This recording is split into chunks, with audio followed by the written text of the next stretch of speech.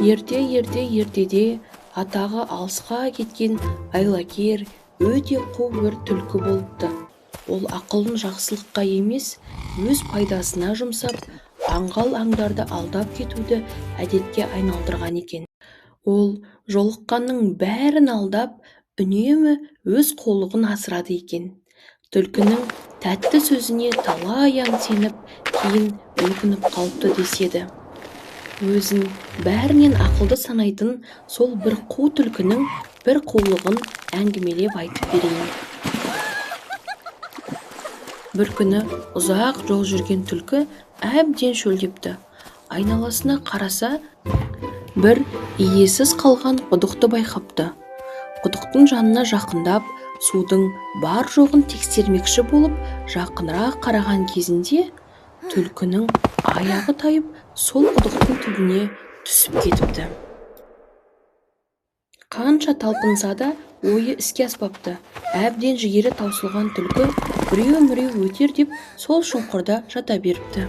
Бір кезде сол шұңқырдың маңынан бір ешкі өтіп бара жатыпты. Ыстық күні шөлдеп келе жатқан бұл ешкі де сол құдыққа қарай жақындайды. Мұнда кім бар? Рахатын-ай, мына жердің қандай күшті. Әй, түлкі, неге бұл шұңқырда жатсың? Есің дұрыс па өзіңнің?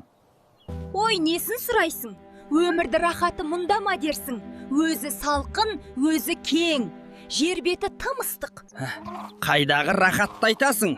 Суық қорқынышты ғой. Ой, жоқ. Сенбесең өзің түсіп қара.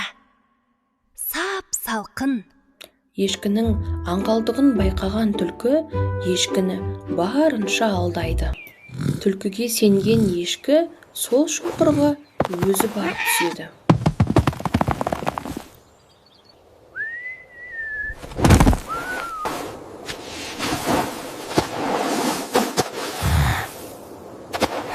Әй, түлкі, мұнда ешқандай рахат көріп тұрған жоқпын. Тыныш, мұнда біреудің даусы естілеме? Тоқта, мен сенің мүйізіңе шығып қарайын. Жарайды.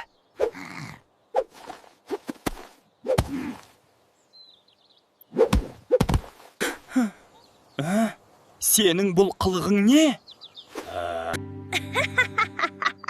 Түсінбейтін несі бар? Сен менің тұзағыма түстіңгі, ақымақ ешкі. Ай, қу түлкі сені ме? Қалай ғана алданып қалдым. Түлкінің арбауына түскен ешкі солай шұңқыр түбінде қалыпты. Балалар, әдемі сөйлегеннің бәріне сене беруге болмайды. Абай болыңдар. Балақай, саған ертегі ұнаса, арнаға жазыл және лайк бас.